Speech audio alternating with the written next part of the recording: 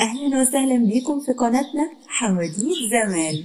ضع سماعاتك، غمض عينيك، ويلا بينا نسمع الحدوتة. وكان زمان، كان يا مكان في قديم الزمان، وسالف العصر والأوان، مزارع غلبان عايش هو وبنته في قرية صغيرة. كان بيحب بنته جدا، وعشانها طول اليوم شقيان. ولما ضاق بيه الحال اضطر انه يقترض مبلغ من المال من واحد من الأغنياء اللي في القرية. كان عجوز جدا، وكان معجب ببنت المزارع الجميلة جدا جدا جدا. علشان كده قرر العجوز انه يقايض المزارع، وكان شايف انه عرض ما يترفضش ابدا ابدا. العجوز قال للمزارع انه هيعفيه من القرض، بس بشرط انه يجوزه بنته ويقبل العرض. المزارع كان رافض جدا وخايف على بنته.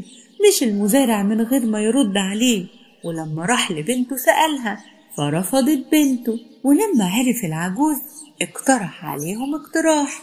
قال لهم العجوز المكار انه هيجيب كيس من النقود وهيحط فيه حصتين، واحدة سودة والتانية بيضة، وكل اللي على البنت إنها تحط إيديها في الكيس وتختار واحدة منهم من غير ما تشوف. فلو أخدت الحصى السودة يبقى المزارع وبنته يقبلوا العرض، وتتجوز البنت من العجوز ويتنازل عن القرض.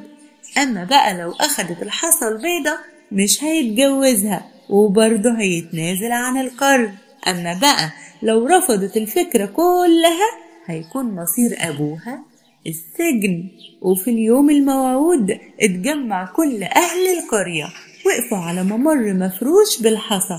الكل موجود، الكل متجمع، غني فقير جيران مسؤولين. ولما جه العجوز المكار وطى علشان يختار الحصى اللي هيحطه في كيس النقود، البنت أخدت بالها إن العجوز المكار اختار الحصتين بنفس اللون، اختارهم لونهم اسود وحطهم في الكيس.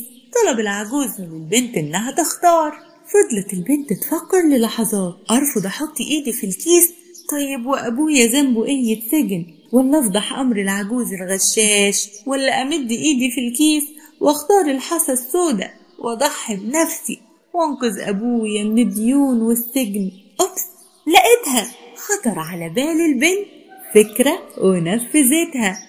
قربت البنت من العجوز ودخلت ايديها في كيس النقود وسحبت منه حصى من الحصتين، وقفلت ايدها عليها من غير ما تفتح ايدها ولا تشوف لون الحصى اللي جوه ايديها. مثلت البنت انها اتكعبلت وراحت وقعت على الارض ووقعت الحصى من ايديها، وكل ده في ثانية. اوبس، اسفة جدا، ما خدتش بالي. بس حصل خير، دلوقتي نقدر نعرف انا اخترت لون ايه بالظبط. لو بصينا في الكيس هنلاقي جواه حصى عكس اللي انا اخترتها. وبسرعة جريت البنت ومدت ايديها في الكيس وسحبت الحصى التانية. ياه، دي لونها اسود، يبقى انا اخترت الحصى البيضة.